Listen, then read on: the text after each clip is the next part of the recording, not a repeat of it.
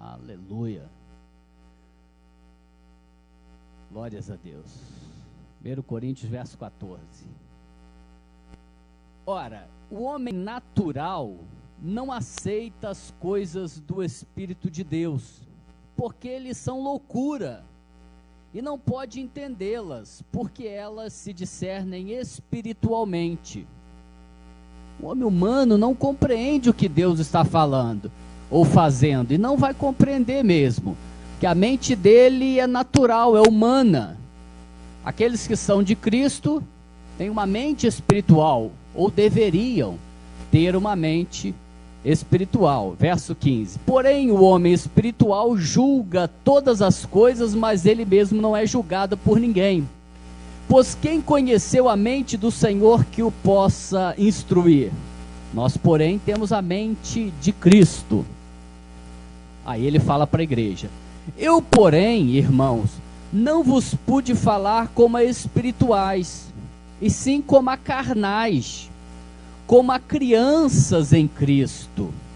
Leite vos dei de beber e não vos dei alimento sólido, porque ainda não podeis suportá-lo, nem ainda agora o podeis, porque ainda sois carnais.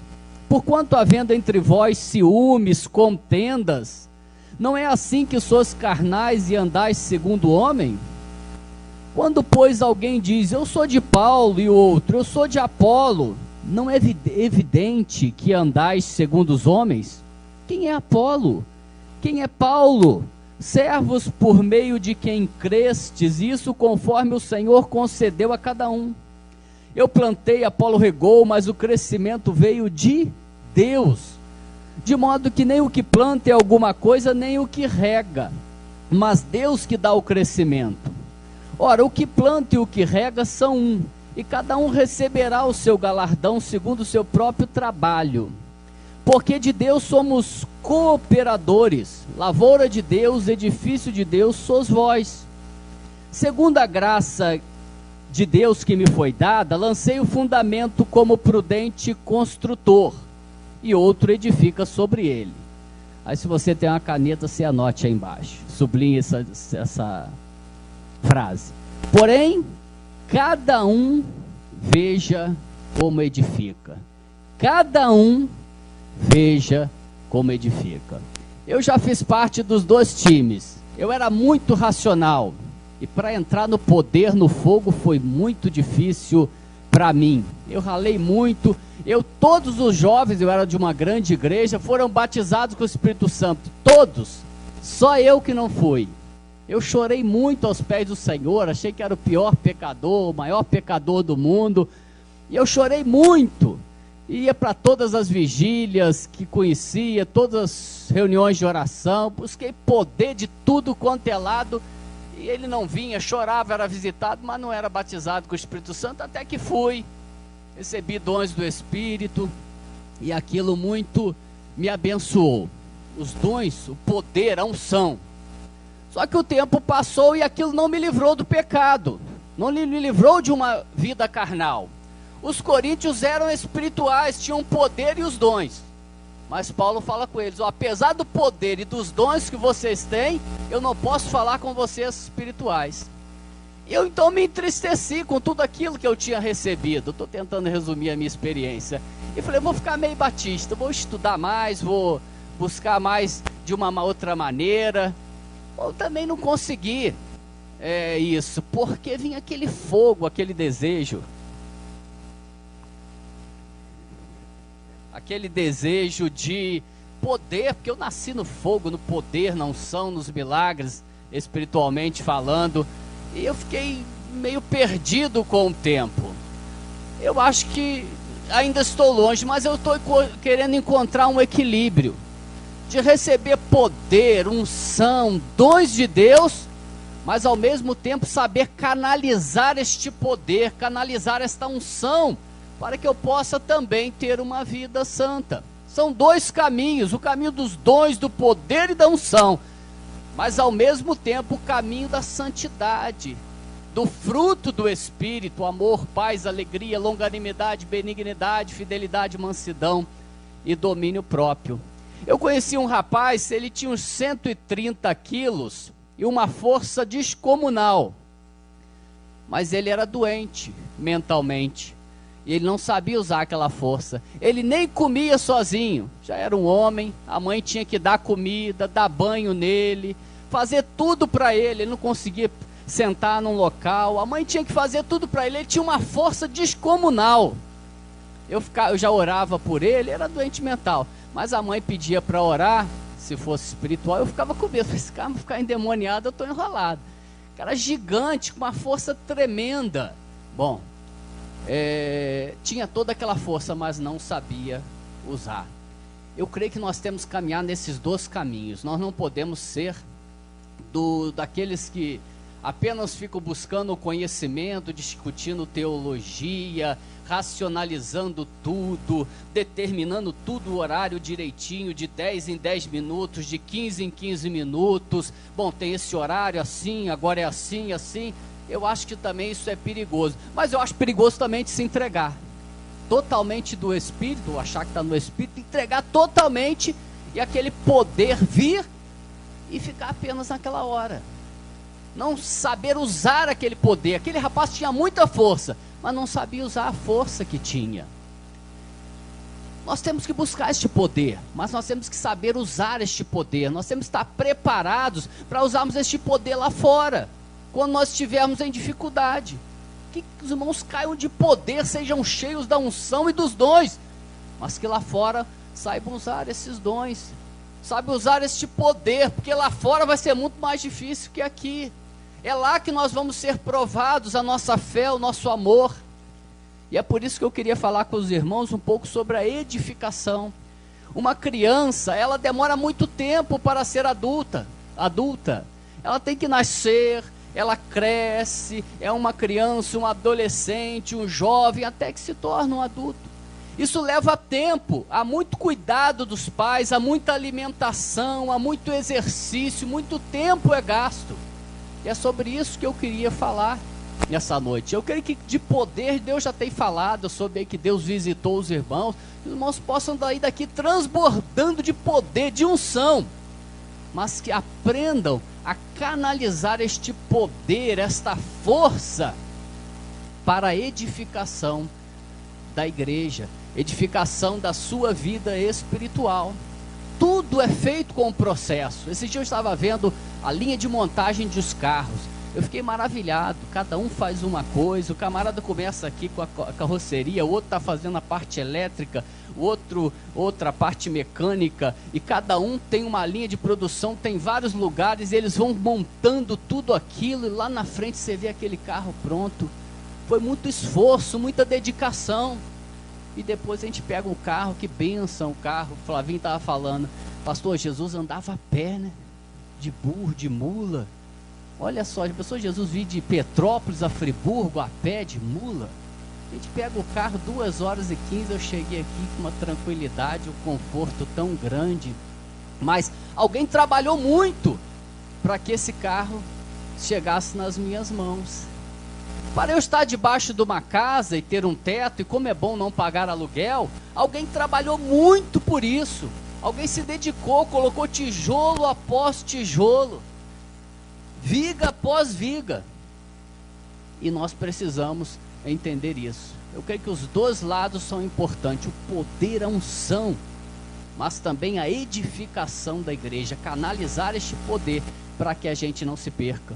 Eu já vi muitos jovens empolgados virem para o retiro. Pastor, Deus me visitou, falou comigo, Deus resolveu meus dons espirituais e tal. Eu nunca jogo água fria. Amém, que bênção, meu irmão. Mas 2 semanas depois, todo aquele poder acaba, toda aquela unção acaba. Aí a gente vai procurar o irmão que recebeu tanto poder do Espírito Santo no sítio, no retiro, numa hora de sufoco, de uma visita, de um trabalho. Cadê o irmão? Não faltou a reunião porque está chovendo. Cadê aquele poder de Deus que recebeu? Será que não pode vencer uma chuva? Um desânimo? Uma angústia? Uma tristeza? Um problema em família? O poder vem para isso também, para testemunhar, mas para vencer esses momentos difíceis. E a igreja deve ser edificada assim, irmão, sobre um fundamento maior, mas ela tem vários pilares também. Nós encontramos na Bíblia colunas como Pedro, Tiago e João eram considerados colunas. Então nós temos a base, nós temos o fundamento principal, que é Jesus Cristo, nós vamos falar um pouquinho dele, e depois nós temos os pilares. Primeiro, pessoas, líderes, que precisam estar firmes como essas colunas aqui, que sustentam todo este telhado, esse tabernáculo. Nós precisamos de pessoas firmes, constantes, cheias do poder, mas para serem firmes, para estarem sempre aí, levando o peso, para estarem sempre levando a carga. Olha o peso constante que há sobre essas colunas. Não acaba o peso, nós vamos embora e o peso vai continuar sobre elas, vamos continuar suportando isso. Coluna é para isso, para suportar este peso. Então que este poder de Deus possa também nos fazer colunas, para nos momentos difíceis nós possamos suportar todo o peso da tribulação que vem sobre a igreja, sobre as dificuldades que vem sobre a igreja. Mas eu queria dizer para os irmãos, todos sabem, mas eu quero repetir, que o fundamento é Jesus Cristo, amém? 1 Coríntios 3,11, ninguém pode lançar outro fundamento, além do qual foi posto, qual é? Cristo Jesus. Jesus é o fundamento da igreja, é o fundamento da sua vida espiritual, da minha vida espiritual. Nós sabemos disso, mas rapidamente nós nos desviamos dessa verdade. O apóstolo Paulo em Efésios 4,14 diz: para que não sejais como meninos, agitados de um lado para o outro e levados ao redor por todo vento de doutrina, pela artimanha dos homens, pela astúcia com que induzem ao erro. Muitas pessoas estão aqui, creem em Jesus, se batizam em nome de Jesus, mas quando começam a ouvir doutrinas, quando começam a ouvir jargões evangélicos, quando começam a ouvir determinadas pregações, elas se desviam rapidamente do foco, que é Jesus. Quando há uma divisão na igreja, elas rapidamente se afastam. Quando há uma fofoca, uma briga, as pessoas se afastam, mas o fundamento não é Jesus. Nós não estamos aqui por causa de Jesus. Então o que pode nos abalar é uma fofoca, é um escândalo em nosso meio, vai nos abalar, mas o fundamento não é Jesus. Se é Jesus, o que acontece em nosso meio não pode nos abalar, tem que ser para ensinamento, mas nós devemos permanecer onde Jesus nos colocou. Paulo ficou muito triste com os Gálatas, porque eles começaram muito bem, mas depois eles perderam a essência, eles não tinham uma comunhão pessoal com Jesus. Eles começaram a se dividir, eles começaram a crer em obras, eles começaram a crer em doutrinas estranhas. Eles chegaram só Jesus, é o lema da comunidade, só Jesus, nós somos aqui por causa de Jesus, e é só Jesus. Mas aí começa o tititi aqui, o tititi ali, e eles começaram a se perder. Aí Paulo fala algo muito triste em Gálatas 4,19, meus filhos, por quem de novo sofro as dores de parto, para que Cristo seja formado em vós. Eles perderam a essência de Jesus, creram em Jesus, se batizaram em nome de Jesus, mas perderam a comunhão pessoal. Paulo falou assim, eu tenho que, como estou sentindo dores, para de Cristo voltar a ser a essência da vida de vocês, porque Cristo tem que ser o nosso tudo. Jesus é o único caminho, amém? João 14,6, eu sou o caminho. Jesus é o único que morreu por mim. Jesus é o único que morreu por causa dos nossos pecados, que ressuscitou para nós sermos justificados. É só Ele. Jesus é o princípio de todas as coisas. João 1, no princípio era o verbo, e o verbo era Deus. Todas as coisas foram feitas por intermédio dele, e sem ele, nada do que foi feito se fez. Ele é o início de todas as coisas, nada pode começar sem Jesus. O mundo começou com Jesus, nada na sua vida e na minha vida pode começar sem Jesus. Não pode começar com um pensamento, com uma razão, com uma oportunidade. Não pode ser assim. Eu estava conversando com a minha irmã, ela não é do Senhor, e a minha sobrinha recebeu uma proposta para ir em São Paulo. Ela trabalhava na Itaipava, em Petrópolis, foi para Teresópolis, era chefe, e agora recebeu uma oportunidade. Minha irmã estava toda alegre, recebeu uma grande oportunidade para ser chefe lá uma das chefes lá da cervejaria lá em São Paulo e tal. Eu é mesmo e tal, minha irmã empolgada. E aí, eles já foram? Ela e o marido? Ela, não só ela. Eu falei, ela, por que só ela? Não, ele não tem essa oportunidade não, ofereceram só o trabalho para ela. Eu falei, e ela vai? A minha irmã, claro, é a oportunidade da vida dela. Você ganhava 10, 12 mil aí, deve ganhar mais lá em São Paulo. E eu falei, olha, mãe e o marido? Não, eles estão vendo, ela não pode perder a oportunidade. Ela vai para lá, vai ficar lá, depois ele vai ver o que ele faz. Eu falei, mano, isso é loucura. Não, ela me chama de Luizinho. Luizinho, é a oportunidade da vida dela. Eu não tive mais o que falar, tentei falar alguma coisa, mas ela eu entendo. A vida dela é profissional, se dedicou a vida inteira a estudar e ter um caminho profissional, isso é ela. Na minha vida, na sua não. Ele é o princípio de todas as coisas, amém? Eu só aceito um convite se for do Senhor, eu só vou para um lugar se for o Senhor. Se não for, eu não vou, pode me oferecer quantos milhões quiserem, porque Ele é o princípio. É o fim, queridos. Apocalipse 1:8. Eu sou o alfa e o ômega, o princípio e o fim. O mesmo que cria é o mesmo que acaba. O mesmo que criou os céus e a terra é o mesmo que vai destruí-la e vai acabar com ela, porque Jesus é assim. Aquele que criou, Ele é o princípio, mas Ele também é o fim. Jesus é o sustentador de todas as coisas. Às vezes nós queremos tomar as nossas decisões sem compreender isso. Hebreus 1:13. Ele sustenta todas as coisas pela palavra do seu poder. Nada sem Jesus vai dar certo, espiritualmente falando. Qualquer coisa sem Jesus não vai ter valor diante de Deus. Pode ser o namoro que for, o serviço que for, Ele é que sustenta todas as coisas. Nós temos que ter essa consciência, Senhor, Tu tem que ser o sustentador do meu relacionamento pessoal, do meu relacionamento profissional. Só Ele pode sustentar todas as coisas. Jesus, queridos, é o único que pode salvar. Eu gosto desse versículo, todos conhecem, mas talvez alguém aqui ainda seja novo, convertido e precisa ouvi-lo. Hebreus 4:12, é o único que nos salva, e não há salvação em nenhum outro, porque abaixo dos céus não existe nenhum outro nome dado entre os homens, pelo qual importa que sejamos salvos. Só em Jesus você tem a salvação. Só Ele é o mediador, não é igreja, não é pastor, não é campanha. 1 Timóteo 2,5. Porquanto há um só Deus e um só mediador entre os homens. Quem? Cristo Jesus, homem. Ele é a verdade, Ele é a vida. A verdade não está em doutrina, em denominações, em grandes líderes.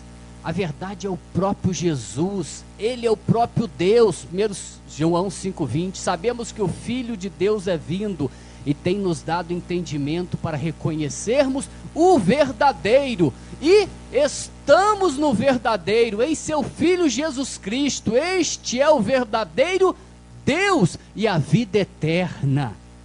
A vida eterna é Jesus, não está em igreja, em denominação. Não adianta você correr para aqui, para lá, para colar, ficar ouvindo pregações daqui. A vida está em Jesus, é só Jesus. Romanos 11:36, até porque por Ele, para Ele e por Ele, para Ele são todas as coisas. Eu vou repetir, ninguém pode lançar outro fundamento além do que foi posto, o qual é Cristo Jesus. O mais importante da vida espiritual é o que muitos crentes não têm. Eles vão a reunião, assistem reuniões, fazem campanhas, estudam teologia, mas esquecem do seu relacionamento pessoal com Deus. Se você não consegue orar meia hora, passar meia hora por dia em oração diante de Deus, cuidado, que acenda o sinal amarelo de alerta na sua vida. Como você vai amar alguém, como você vai fundamentar a sua vida sobre alguém se você não consegue passar meia hora com essa pessoa? Como você vai lançar todos os seus caminhos, toda a sua vida em cima de um alicerce que você mal conhece? Para lançar a minha vida, eu tenho que ter muita firmeza, eu tenho que saber onde eu estou colocando o meu coração. Jesus é o único fundamento. O fundamento da vida espiritual não está em denominação. Não se apegue em denominações, não se apegue em templos. Tem um grande templo aí que as pessoas estão maravilhadas, e de irem para o grande templo do rei Salomão. A vida espiritual não está firmada em templos, até porque Atos 7:42, 8 diz: Deus não habita em templos feitos por mãos humanas. Deus não habita em madeira, Deus habita em nós. Ele está aqui porque nós estamos aqui. Ele está aqui porque nós somos a igreja. Se nós sairmos daqui, Ele não está aqui, manifestando-se, como Ele fala na sua palavra em Mateus 18. Então, a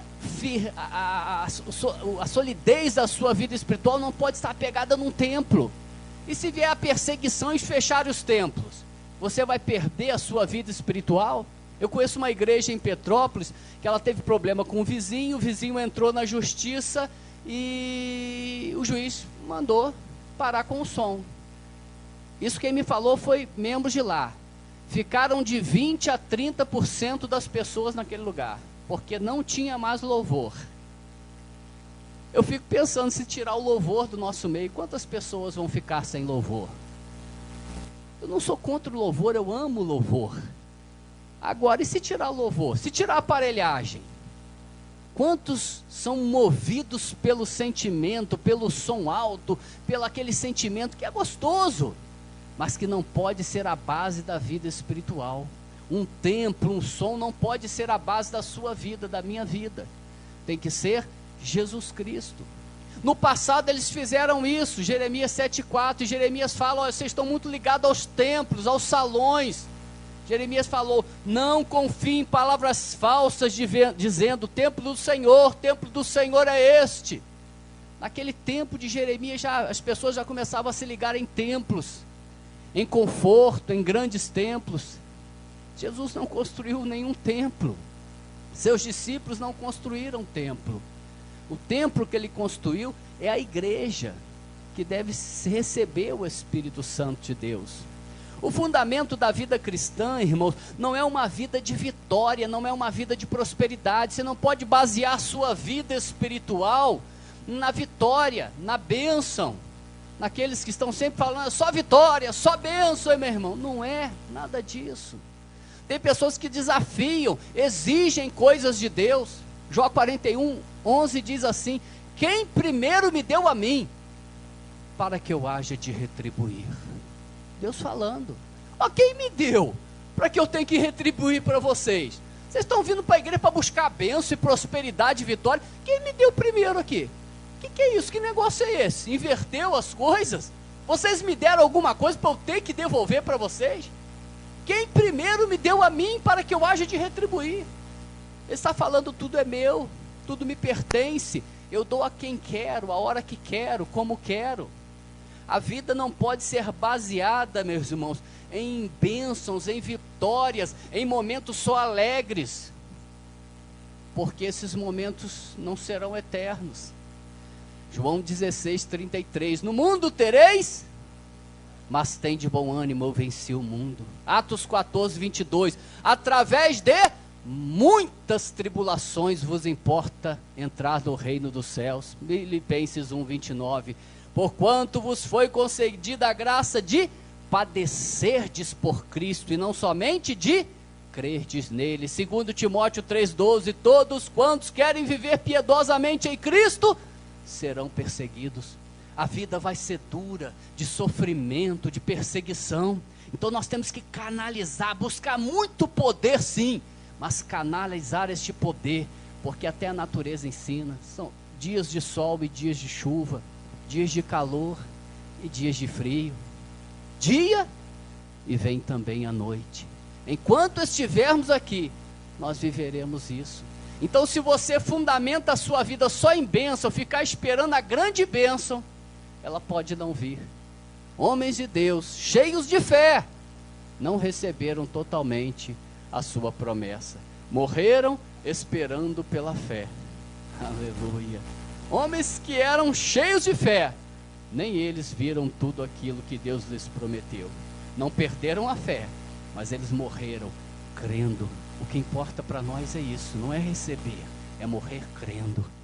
Não é obter aquilo que queremos, mas é crer que um dia o Senhor andará, ainda que seja na eternidade.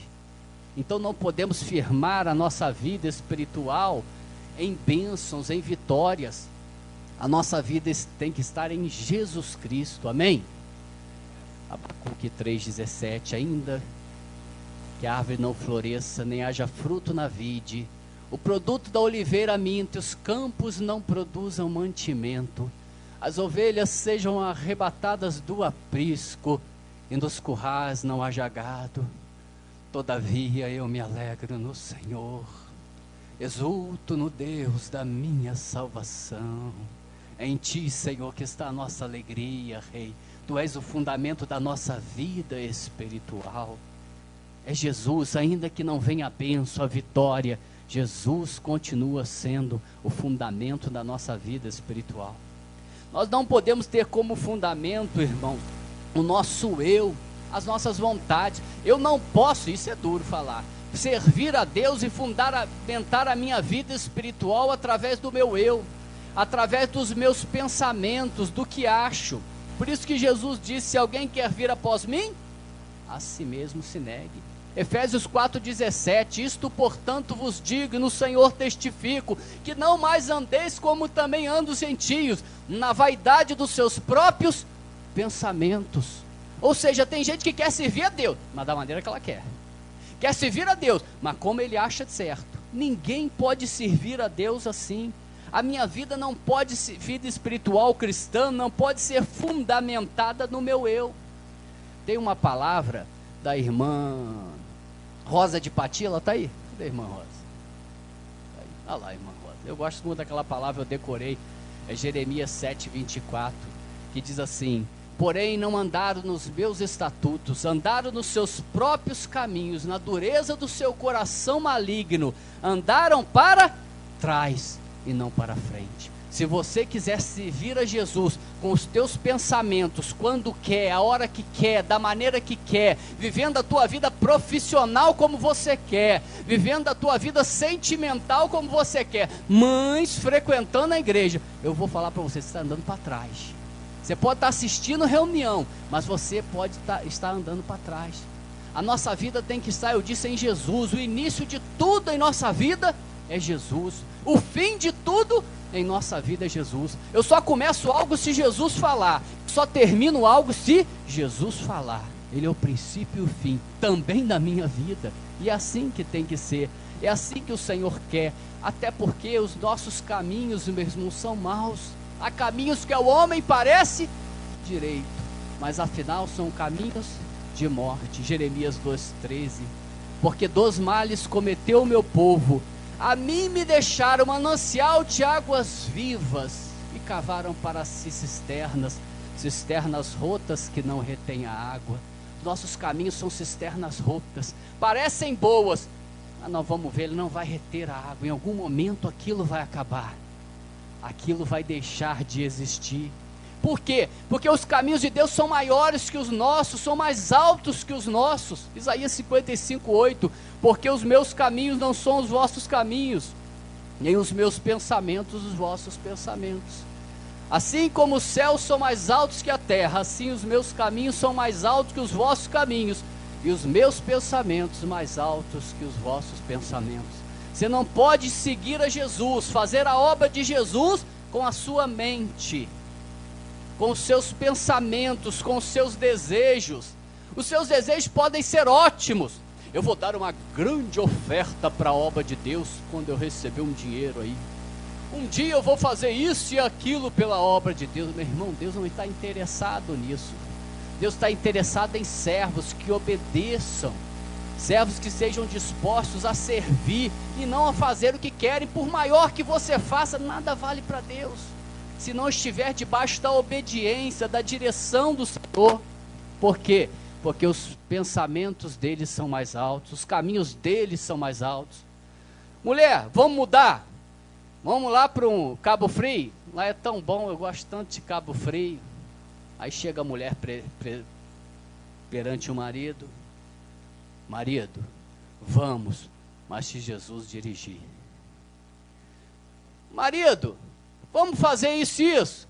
Vamos, mas se Jesus der a aprovação dele. Nossa vida vai ser baseada em Jesus. Eu só vou trocar de emprego se Jesus dirigir. Eu só vou mudar de cidade se Jesus dirigir. Eu só mudo de igreja se Jesus falar. A minha vida está fundamentada na vontade de Jesus e não na minha vontade. Eu repito, por isso que ele disse: se alguém quer vir após mim, a si mesmo se negue. Tem que negar o teu eu, as tuas vontades. O fundamento tem que ser Jesus. Jesus tem que dar o ok para tudo. Eu já vacilei muitas vezes, mas eu estava falando com os irmãos. Tempo atrás eu estava muito cansado, tem um mês. Eu falei: Nádia, final de semana nós vamos dar uma volta. Sábado, domingo, é 2 dias, mas vamos. Eu estou muito cansado, estressado. E marquei, terça-feira, só vou esperar um ok de Deus. Orei terça, manhã, de tarde, de noite, nada. Quarta, de manhã, de tarde, de noite. Nada, quinta, de manhã, de tarde, de noite. Nádia arrumou as malas, deixou tudo direitinho. Eu estou olhando aquela mala: Senhor, me dá um ok. Tu sabes que eu temo sair sem a tua direção, Senhor, eu temo. Sou um homem fraco, falho, mas eu temo, Senhor, ir onde tu não vai, onde teu Espírito não me conduz. Vamos lembrar de Moisés: se a tua presença não vai comigo, não me faça subir deste lugar. Às vezes quando eu penso em alguma coisa, eu lembro disso: Senhor, se a tua presença não vai comigo, não me deixe, Senhor. Ainda que seja um grande emprego lá em São Paulo, para eu ganhar 10 vezes mais que eu ganho, Senhor, não me deixe ir sem a tua presença, Senhor. E na sexta-feira à tarde, amor, nós não vamos não. Mas por quê? Eu falei: não vou, sem direção clara de Deus, não vou. Mas tu não falou? Eu falei que ia orar. Eu falei contigo, vou orar. E tal. Mas tu não orou? Orei, mas o Senhor não me deu ok. Estava tudo pronto. E agora? E agora? Desmancha tudo. Mas eu não vou não, tal. Eu tenho, talvez não, eu falhei muitas vezes, mas eu tenho buscado isso no Senhor. Estar na presença do Senhor, o Senhor ser a direção total da minha vida. Não é direção no que eu quero, é total. Eu só vou namorar alguém se Deus dirigir. Eu só vou namorar alguém se Deus me der uma direção clara. Eu tenho direito, não tem. Você ter direito de namorar, de pecar, de fazer tudo o que quiser. Mas você também pode escolher fazer tudo sobre uma direção de Jesus Cristo. Ser inteiramente dele. Eu gosto da Bíblia quando ela diz que Jó era homem íntegro. Sabe que a maioria dos dicionários define íntegro? Inteiro. Ele era um homem inteiro, ele não era em parte. Ele era um homem inteiro do Senhor. Quantas vezes nós somos em parte do Senhor? O fundamento é Jesus Cristo. O fundamento, agora eu vou pegar alguns, não são os líderes, meu irmão. Pastor Sérico sabe como eu respeito, e eu espero morrer, acho que eu vou morrer antes dele, até morrer tê-lo como meu pastor. Mas ele não é a base da minha vida espiritual. É o meu líder, os irmãos que me conhecem sabem o respeito que eu tenho por ele, a consideração. Para mim é realmente como um pai espiritual, divido com ele muitas coisas, só não divido porque às vezes sou sem vergonha, mas procuro dividir tudo, pedir conselho, e eu respeito o mundo, muito, mas pastor Érico não é o fundamento da minha vida espiritual, embora eu lhe deva tanto admiração e respeito. Se ele morrer hoje, Deus pode levantar qualquer um aqui como líder, e eu vou continuar servindo aqui, e não vou sair da comunidade Ramá, porque o pastor Érico partiu, porque o meu fundamento, eu estou aqui, porque Jesus Cristo começou essa obra, foi Jesus que começou, então vou sentir muito a falta dele, mas vou continuar. E outra, vou continuar com qualquer líder, porque a submissão não depende da pessoa, a submissão depende de quem é submisso, da atitude de quem é. Deus pode levantar a qualquer um, se houver acordo e confirmação de Deus, Eu vou ser submisso a qualquer líder que Deus levantar aqui, seja mais velho, mais novo, não me interessa, porque Jesus é o fundamento, não é líder. Por isso que Paulo diz, eu plantei, Apolo regou, mas o crescimento veio de Deus, de modo que nem o que planta é alguma coisa, nem o que rega, mas Deus que dá o crescimento. Nós vamos receber o galardão pelo nosso trabalho, mas o fundamento não deixa de ser Jesus Cristo, amém? Este é o fundamento da obra de Deus. Fundamente a sua vida espiritual só em Jesus, só Jesus. Agora existem alguns pilares espirituais que eu queria partilhar com os irmãos rapidamente, mas eu quero que você guarde isso. A sua vida está fundamentada em religião, em denominação, em homens, em situações do seu eu, nas suas vontades? No final agora da pregação nós vamos orar. E se sua vida ainda não é inteiramente fundamentada em Jesus, você deve buscar isso ao final desse culto. Talvez você não seja da comunidade Ramá, pode ser de outra denominação, com outro líder. Onde é o fundamento? A denominação, é o líder ou é Jesus que está na sua vida? Existem alguns pilares que ajudam, né, na sustentação do fundamento. E um desses pilares, eu quero falar sobre alguns rapidamente, um deles é santidade. Você pode e deve ter muito poder do Espírito, mas a Bíblia diz, em Hebreus 12:14, que sem santidade, ninguém verá a Deus. Então o poder é importante, mas sem santidade você não vai ver a Deus. Salmo 77:13 diz, o teu caminho, ó Deus, é de santidade. Nós temos que ser separados. Por isso que Salmo 119:133 diz, firma os meus passos na tua palavra e não me domine iniquidade alguma. Não posso ser dominado pela iniquidade. Eu tenho que ser um homem separado das coisas deste mundo. Muitas coisas são lícitas, mas nem todas convêm. Muitas coisas eu posso fazer, mas não convém àquele que quer ser santo. E para ser santo, irmãos, nós vamos pagar um preço. Nós temos que abandonar as amizades antigas. Eu não sei quantos se batizaram hoje aqui, mas eu quero falar especialmente para todos nós, porque às vezes o crente velho, ele perde a noção da palavra, ele conhece, mas ele não pratica. O tempo vai endurecendo o coração, e eu tenho muito medo disso. Eu li com os irmãos em Hebreus, na terça-feira, que Jesus fala para nós nos exortarmos mutuamente a cada dia, quanto mais o dia se aproxima. E eu ministrei sobre isso, porque a gente ouve a verdade, mas com o tempo a gente vai relaxando, e a gente vai perdendo o sentido da verdade. Mas especialmente para aqueles que se batizaram, a Bíblia diz que tem que se separar de todas as amizades passadas. Toda a comunhão que você teve no passado acabou. Se alguém está em Cristo, é nova criatura. As coisas antigas passaram, eis que tudo se fez novo. É uma nova vida, é um novo rumo, são novas amizades, é uma nova família. 2 Coríntios 6,14, não vos ponhais em julgo desigual com os incrédulos, pois que sociedade pode haver entre a justiça e a injustiça, que comunhão da luz com as trevas, que harmonia entre o Cristo e o maligno, que união do crente com o incrédulo? Nenhuma, irmãos. Nós não podemos mais ter comunhão. Muitos jovens se perdem por isso, porque eles vêm para a igreja, Deus batiza com o Espírito Santo, Deus enche de poder, mas devagarinho eles vão voltando às amizades antigas. Nós temos que ser radicais, cortar toda amizade que nos prejudica, que nos leva para o mal. Eu costumo falar o seguinte, ou te ajuda a buscar a Deus, ou te atrapalha a buscar a Deus. Não é que ele é um grande amigo, aquela menina é uma grande amiga, não me atrapalha em nada, ela até gosta que eu sou crente agora, ela disse que é legal. Meu irmão, ou essa pessoa vai te ajudar ou vai te atrapalhar. Quem não é por mim é contra mim, diz o Senhor.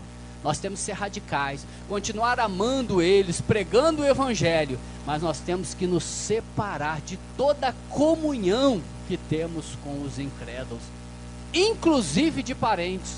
Nós vamos ter que aborrecer os nossos parentes. Lucas 14, 26. Se alguém vem após mim e não aborrece a seu pai e mãe e mulher e irmãos e ainda a própria vida, não pode ser meu discípulo. Em algum momento você vai ter que aborrecer a família por causa de Jesus. Você vai ter que escolher entre a família e entre Jesus. Por quê? Porque nós temos que ser santos. Levítico 20, 26. Ser-me-eis santos, porque o Senhor sou santo. 1 Pedro 1,16. Sede santos, porque eu sou santo. Se separe, porque sem a santificação ninguém verá o Senhor. Ninguém vai conseguir ver o Senhor. Esse é um dos pilares da igreja que nós precisamos. Se você tem se misturado com outras pessoas, em comunhão com outras pessoas, com as coisas do mundo, vamos orar aqui ao final. Peça santidade ao Senhor. Segundo pilar, irmão, é autoridade e submissão. No mundo de rebeldia, em que se prega a rebeldia escancaradamente, isso veio para o meio da igreja. As pessoas vêm até que lhes dê uma ordem. A pessoa vem até que espise, lhe dê um pisão ali no pé. Até que fale alguma coisa contrária ao que ela quer. Sem submissão, meu irmão, você não vai conseguir servir a Deus. Porque a Bíblia diz em Romanos 13 que toda autoridade foi constituída por Deus. E não há autoridade que não proceda de Deus. Aquele que se opõe à autoridade resiste à ordenação de Deus. E os que resistem trarão sobre si mesmo condenação. Os que resistem à autoridade, seja qual for. Eu sei que não é muito bom engolir isso não, mas é a verdade. Não tem a bênção do Senhor. Vai trazer condenação sobre a sua vida. Você pode ir para a igreja, ser louvor, pastor, apóstolo. Você tem que aprender a ser submisso aos seus irmãos, submisso à igreja. A mulher tem que aprender a se submeter ao marido, a ser uma serva do marido. Hoje é um absurdo com o ativismo feminista. Elas me chamam de louco, mas essa é a verdade. Deus nos quer submissos. Deus constituiu todas as autoridades. Então você tem que aprender a ser submisso às autoridades. Eu gosto de um versículo que diz em Levítico 19:32 o seguinte: diante das cães te levantarás. As cães são os idosos, os cabelos brancos. Na minha época era assim, quando eu era pequeno. As pessoas viam o idoso e elas levantavam para o idoso sentar. Hoje os jovens pegam, o que eles fazem? Vem no ônibus, fecha o olho, finge que está dormindo, bota o fone no ouvido para fingir que não está vendo. Isso é o mundo, irmãos. Isso são as crianças do mundo. As nossas crianças não. Elas têm que aprender a respeitar os mais velhos. Nós devemos ensinar isso. O tom da criança para falar com o mais velho tem que ser diferente. Se é seu filho, não é assim que fala com o vovô não. Com a vovó não, com o irmão não, não é assim não. Diante das cães tu vai te levantar, vai mostrar respeito diante dos mais velhos. Deus honra quem honra aqueles que o honram. Tito 2,9 diz assim: quanto aos servos, sejam em tudo obedientes aos seus senhores, dando-lhes motivo de satisfações. Não sejam respondões, pelo contrário, deem prova de toda a fidelidade, a fim de ornarem em todas as coisas a doutrina de Deus, nosso Salvador. Essa é difícil, não é? Você não pode responder ao teu patrão, você tem que ser submisso. Em tudo, você deve ser submisso ao teu patrão. Então não adianta você vir aqui receber muito poder, unção, que graças a Deus, Deus está derramando, e ser indiferente ao seu patrão, ao seu pai, à sua mãe, ao seu líder. É andar para trás, meu irmão. É falta de alicerce. Um dia a sua casa vai cair. Um dia o seu telhado vai cair. Porque você não tem o alicerce da submissão. Você tem que aprender a respeitar um líder. É daí que vem a bênção de Deus. Se você se opor a qualquer líder, seja o guarda de trânsito, o motorista dentro do ônibus, você tem que respeitar o motorista. Ele está dirigindo, conduzindo aquele ônibus. Respeite o motorista de ônibus. Eu estou dando um exemplo bem simples para você entender isso. Toda a autoridade é constituída por Deus. 1 Pedro 2,18. Servos, empregados, funcionários, sede submisso aos vossos próprios senhores. Aí guarde isso. E não somente se for bom e cordato, mas também ao perverso. Pois isso é grato diante de Deus, que você sofra tristeza por motivo de sua consciência para com Deus. Princípio de autoridade. Não adianta receber poder, assistir reunião, fazer parte de ministério e lá ser insubmisso ao patrão. Mas ele é muito ruim. Também é ruim. Você deve ser submisso. Não fale mal da liderança, não critique. Davi, em 1 Samuel 24 nós lemos, nos dá essa lição. Saul estava rejeitado por Deus, o espírito maligno atormentava Saul. Mas Davi, quando cortou a orla do manto dele, um pedacinho só, a Bíblia diz em 1 Samuel 24, 5, sentiu Davi bater-lhe o coração, por ter cortado a orla do manto de Saul. Que coração é esse? A gente fala mal das autoridades quando nós somos por trás dele, dos líderes, dos que os líderes fazem de errado, dos que os líderes não fazem ou deixam de fazer. Nós fazemos fofoca com os irmãos. O pastor é assim, bota assim. Davi não falou não. Ele só cortou um pedacinho de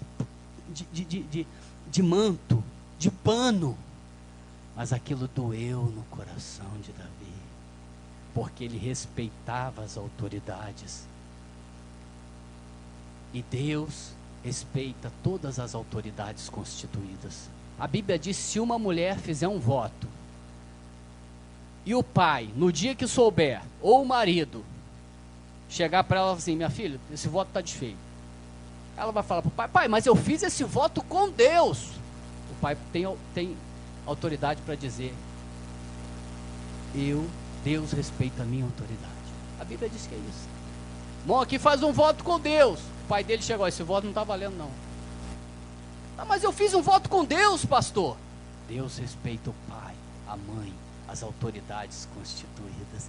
O pai e a mãe têm condição de cortar qualquer voto que o filho tenha feito. O marido pode desfazer o voto que uma mulher fez. Sabia disso? Com Deus. Olha a autoridade do marido e olha mais ainda como Deus respeita a autoridade. Submissão, autoridade é um dos pilares da vida cristã que nós precisamos guardar, obedecendo às autoridades. Amém? Mais um pilar. Depois de você reconhecer uma autoridade, o Espírito vai te lembrar isso na hora adequada. Eu já não vou demorar muito não. Você tem que voltar-se para a comunhão. A Bíblia diz em 1 Coríntios 12, 27, vós sois corpo de Cristo e individualmente membros desse corpo. A Bíblia diz: se andarmos na luz como Ele está na luz. Obrigado, meu amado, Deus te faça um servo. Como Ele está na luz, mantemos comunhão uns com os outros. Eu particularmente não creio na salvação individual.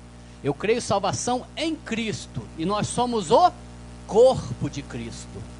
Eu só creio que uma pessoa é salva quando ela está em comunhão com a igreja, em comunhão com o corpo.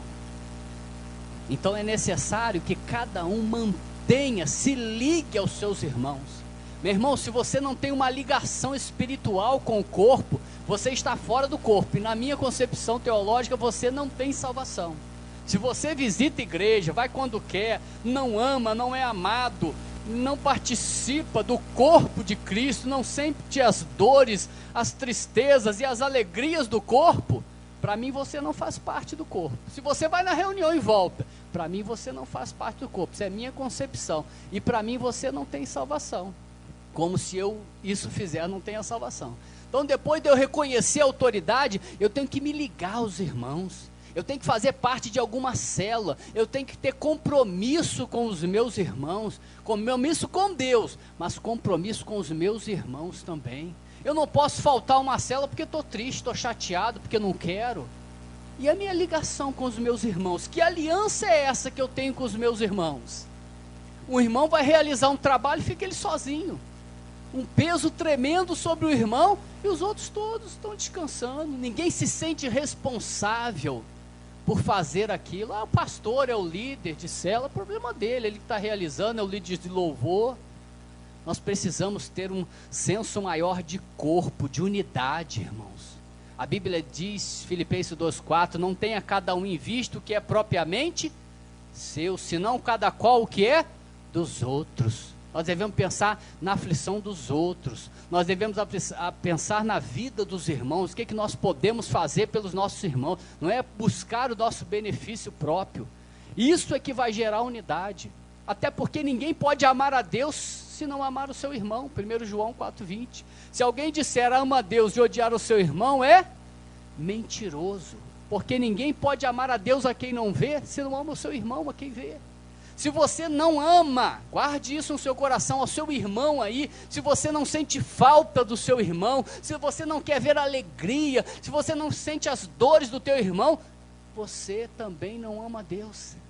Se você não amar o seu irmão, não ama a Deus, meu irmão. Se você vai na igreja, assiste a reunião, vai embora e está tudo bem, você não ama os seus irmãos. Se eu faço isso, chego lá na célula, ô Pai do Senhor, e oro, e busco poder, e unção, e dali eu vou embora, esqueço, vou viver a minha vida, vou trabalhar, vou estudar. Eu não estou amando os meus irmãos, eu não tenho aliança com os meus irmãos, e para mim, fora do corpo não há salvação. João 3,35, nisso conhecereis todos os meus discípulos, se vos amardes uns aos outros. Não é pelo grande templo, pelo número de pessoas, Deus quer que nos conheçam por nos amarmos uns aos outros. Amém? Depois da comunhão, nós temos o trabalho. A fé sem obras é morta. Jesus não chamou ninguém para assistir reunião, irmãos. Êxodo 23,15. Ninguém apareça perante mim de mãos vazias. Ninguém. Todo mundo, seja quem for, tem condição de oferecer algo ao Senhor. Então não se iluda em assistir apenas reuniões, procure fazer alguma coisa. Neemias nos dá essa lição, Neemias 4,6 diz assim, Neemias falando, olha que coisa linda um líder falar, assim edificamos o muro, e toda a metade do muro ficou pronto, porque o povo tinha ânimo para trabalhar. Poucos conhecem essa, então eu vou ensinar essa. Neemias 4,6. Assim edificamos o muro, e todo o muro se fechou até a metade da sua altura. E repita comigo, porque o povo tinha ânimo para trabalhar. Mais uma vez, porque o povo tinha ânimo para trabalhar. O problema é que poucos trabalham. Todo aquele muro se fechou, e ele estava alegre, porque o povo tinha ânimo para trabalhar. A fé sem obras é morta. E há uma maldição para aqueles que andam à vontade. Amós 6,1. Ai dos que andam à vontade em Sião. Cuidado, meu irmão. Se você anda à vontade, você não tem responsabilidade, compromisso. Às vezes o compromisso pesa, eu sei que é verdade, ninguém pode negar isso. Pregar, a pessoa tem uma resposta de pregar, do louvor, de vários ministérios, tem compromisso com o culto. Isso pesa às vezes, eu sei que pesa, eu sinto esse peso. Mas é necessário. E é melhor do que andar à vontade em Sião. Andar pela igreja não fazendo nada, assistindo reunião. Existe um ai para essas pessoas. Ai dos que andam à vontade em Sião. Ai dos que são servos, mas servos inúteis. Mateus 25:30. Ao servo inútil será lançado fora no fogo. É servo, é crente, tem até carteirinha, mas é inútil, não faz nada. Esse vai ser lançado fora com os ímpios. Não é porque está na igreja que vai ser salvo, não. Ao servo inútil lançai-o fora nas trevas, ali haverá choro e ranger de dentes. Cuidado para não ser o servo inútil. Um dos pilares da vida espiritual deve ser trabalho. Todos têm que ter um trabalho, uma responsabilidade, um compromisso. Até os idosos. Salmo 92:14. Na velhice darão ainda frutos, serão cheios de força e vigor. Tem jovem que já está desanimado, está aqui 13, 14 anos está desanimado, 17 anos, 20 anos está desanimado. Mas a Bíblia diz que tem uns que têm até as cães, são idosos, mas eles são frutíferos. Eles são idosos, o corpo cansado, mas são cheios de verdura e frescor. Deus pode fazer isso. Deus pode envergonhar um jovem, e Deus faz isso, tem envergonhado muitos. Muitos jovens, pessoas idosas têm envergonhado jovens. Porque no mundo o cara era o tal. 13 anos ele briga com todo mundo, ele mata, ele faz, ele acontece, ele foge de casa. Só que ele vem para a igreja, meu pai não quer deixar eu sair, minha mãe não deixou eu sair de casa. Aí ele usa a mamãe. Antes desobedecia a mãe, desobedecia o pai, era o valentão na rua. Aí vem para a igreja, estou muito triste, a vida é muito difícil. No Senhor, no mundo fazia, acontecia. No mundo era o valente, o brabo, saía de madrugada, ficava 2 dias fora de casa, e a noite inteira na zoeira. Para o Senhor o culto está demorando, está com vontade de dormir. Deu 9 horas, está com vontade de ir embora. Como é que Deus vai aceitar um negócio desse, meu irmão? Eu lembro que me chamavam sábado para sair, eu só voltava domingo de manhã, todos, fim de semana. E eu assumi isso diante de Deus, falei, Senhor, nunca me deixe reclamar de um culto que vai até tarde, Senhor. Eu ia até as madrugadas, até amanhecer, eu vi os dias amanhecer. Eu falo, Senhor, não me deixe nunca reclamar de uma reunião que demore muitas horas, porque eu nunca reclamei do mundo, Senhor. Eu nunca reclamei de sair meio-dia de Petrópolis para ir ver Flamengo 5 horas da tarde no Maracanã, voltar 10 horas, dormir 11 horas, passando mal para trabalhar no outro dia. Eu nunca reclamei, Senhor. E agora eu vou reclamar de buscar a tua face, de buscar a tua presença. Então que ninguém queira ser um inútil, ninguém queira ser um servo inútil, para que cada um queira trabalhar, se esforçar, ainda que cansado. Pastor, mas eu tenho o meu trabalho aqui, o meu trabalho ali, eu também tenho, como você e a maioria daqui trabalham. Mas Juízes 8,4 diz assim, vindo Gideão ao Jordão, passou com 300 homens que com ele estavam, cansados, mas ainda perseguindo. Cansados, mas ainda perseguindo. Como é bom ver um irmão cansado, mas que ainda luta, que ainda prossegue. Eu acho que Deus honra isso, cansado, com sono, abatido muitas vezes, triste, mas que continua perseguindo e lutando. Trabalho, queridos. Quinto, é o penúltimo, testemunho. Jesus nos chamou para testemunhar. Nossa vida tem que ter testemunho. Nós precisamos pregar o evangelho. Mateus 5,3, vós sois o sal da terra. Se o sal vier a tornar-se insípido, para nada mais presta, senão para ser lançado fora e pisado pelos homens. Você tem que salgar, e se você não estiver salgando, você tem que chorar aos pés do Senhor, jejuar, pedir misericórdia. É necessário testemunhar. O Senhor nos fez sal, o Senhor nos fez luz, vós sois a luz do mundo. Não se pode esconder uma cidade edificada sobre o monte, nem se acende uma candeia para colocá-la debaixo do alqueire, e sim no velador. Assim brilhe também a vossa luz diante dos homens, para que vejam as vossas boas obras e glorifiquem a vosso Pai que está nos céus. Nós precisamos iluminar este mundo. O Senhor está contando conosco. Nós precisamos pregar. Nós não podemos ter vergonha de Jesus, até porque se você se envergonhar de Jesus, Jesus vai se envergonhar de você. Se você não testemunha, para mim também não tem salvação.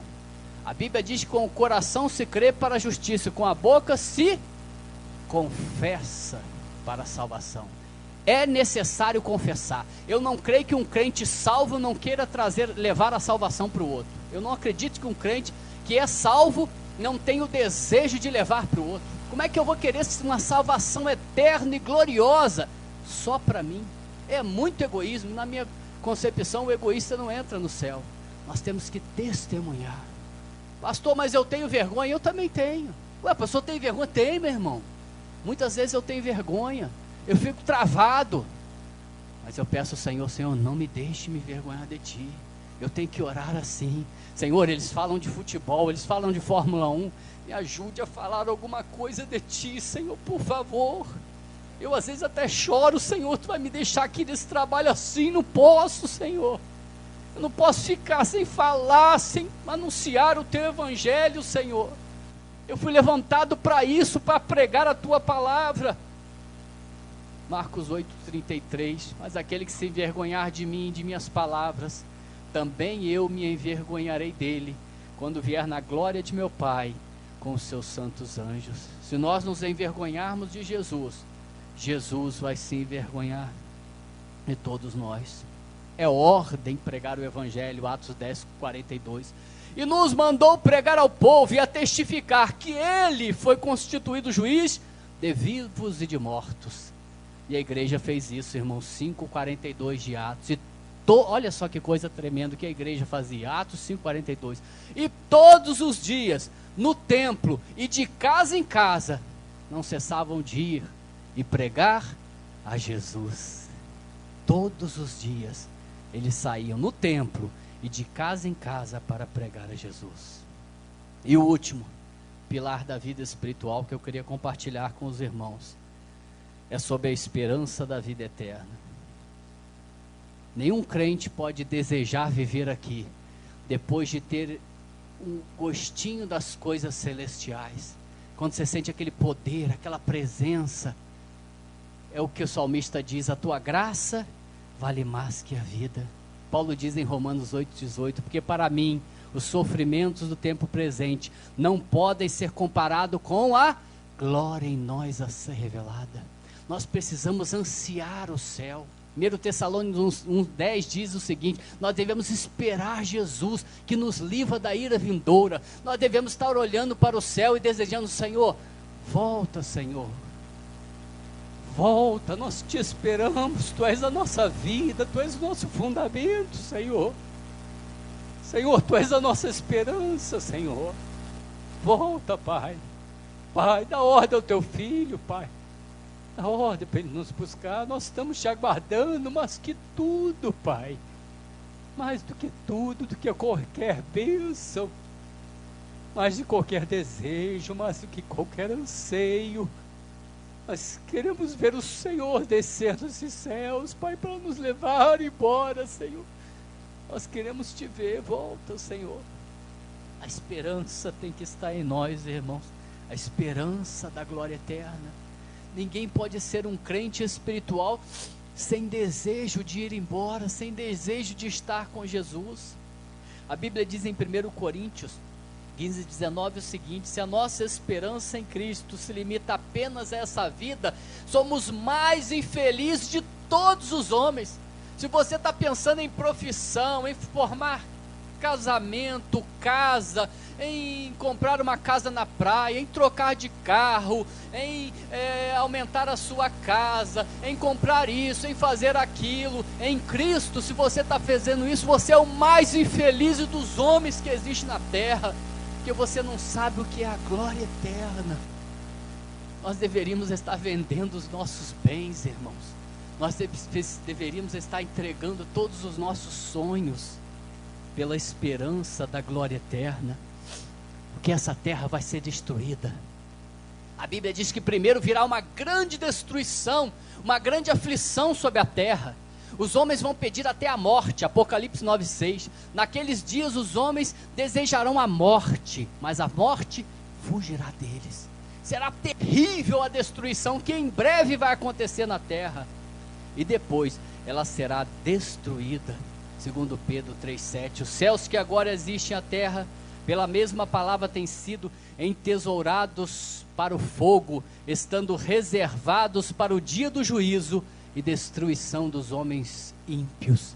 Essa terra vai acabar, guarde isso, meu irmão, ela vai acabar em fogo, em breve Deus vai destruir essa terra, a ira de Deus está sobre a terra, não espere mais nada dessa terra, a terra vai ser destruída em breve.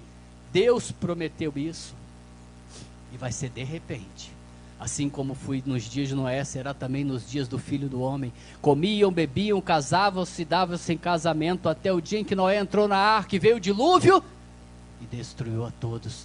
Assim também foi nos dias de Ló, comiam, bebiam, compravam, vendiam, até o dia que Ló saiu de Sodoma, e do céu choveu fogo e enxofre, e destruiu a todos. Vai ser de repente. Cuidado. Quando nós não estivermos esperando, isso vai acontecer. Nós somos peregrinos aqui, amém? Você é um peregrino, você se considera um peregrino na terra. 1 Pedro 2:1. Amados, exorto-vos como peregrinos e forasteiros que sois, a vos absterdes das paixões carnais que fazem guerra contra a alma. Vocês são peregrinos, isso aqui está acabando para vocês. Vocês vão embora. Eu trouxe uma mala pequenininha, só vou passar uma noite. Eu sou peregrino aqui. A Nádia que ainda fez uma mala maior. Por mim eu vim com uma só para mim dormir. Eu só vou ficar aqui uma noite. Então eu vou trazer barraca, vou construir alguma coisa, vou trazer comida. Para quê? Eu vou embora amanhã. Eu vou embora amanhã dessa terra também, amém? Em breve eu vou embora disso aqui. Que Deus me dê graça para ter o mínimo nessa terra possível, para não acumular tesouros aqui, mas acumular tesouros no céu. Carro, casa, bens, profissão, dinheiro na poupança, empreendimento aqui e tal. Aí você chega lá no céu. Meu servo, vem cá ver teu galardão. Ué, mas é só isso? Pô, tu deixou tudo lá embaixo. Tu investiu todo o teu dinheiro, todo o teu tempo, todo o teu prazer, tu investiu lá embaixo, ficou lá, meu servo. Aqui, meu servo, é para quem abriu mão de tudo aquilo e investiu aqui em cima. Aí Deus vai montar os tesouros, os palácios, assim, fala assim, esse é o que abriram mão, meu servo, lá de tudo. Abriram mão da sua profissão, do seu sonho, venderam os seus bens, abriram mão de tudo. Esses têm um tesouro aqui no céu. Por isso, irmãos, que 1 Timóteo 6,7 diz, porque nada temos trazido para este mundo, nem coisa alguma podemos levar dele. Você não vai levar nada deste mundo. Está sonhando com casa, meu irmão, está sonhando com carro, com bens materiais, você não vai levar nada, porque não podemos levar nada deste mundo. Tendo que vestir e comer, estejamos contentes. Nós somos aqui como um sopro, Salmo 144:4, porque o homem é como um sopro, e os seus dias como a sombra que passa. Você e eu somos assim. Você é um sopro, meu irmão. Daqui a pouco você acabou, sumiu da terra. Os seus dias são assim. Já viu a sombra? Quando o sol passa assim numa nuvem? Você e eu somos assim.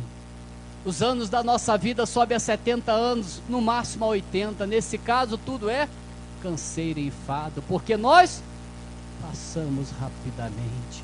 Nós voamos, meu irmão. Então busque as coisas do alto. Tenha esperança da glória eterna, porque Jesus foi preparar para nós. João 14:1. Não se turbe o vosso coração. Crede em Deus, crede também em mim. Na casa de meu pai as muitas moradas. Se não for assim, eu vos teria dito, pois vou preparar-vos lugar. E quando eu for e vos preparar lugar, voltarei e vos buscarei para mim mesmo, para que onde eu estou, estejais vós também. Você crê nessa palavra? Você crê que Jesus foi preparar algo para você, que Ele vai voltar em breve? Ou você está vivendo, ou você está nessa esperança, quem sabe é hoje Ele vai me levar, ou Ele vai voltar, ou Ele vai me levar. Aí amanhã você levanta, ou Ele volta, ou quem sabe eu também posso partir para estar com Ele. Para terminar, 1 Tessalonicenses 4,16, porque ouvida a voz do arcanjo, ressoada a trombeta de Deus, Ele descerá dos céus, e os mortos ressuscitarão primeiro, depois nós seremos arrebatados entre as nuvens, para o encontro com Ele nos ares, e assim estaremos para sempre com o Senhor. A esperança da glória. Eu queria orar com você, vamos colocar de pé e orar.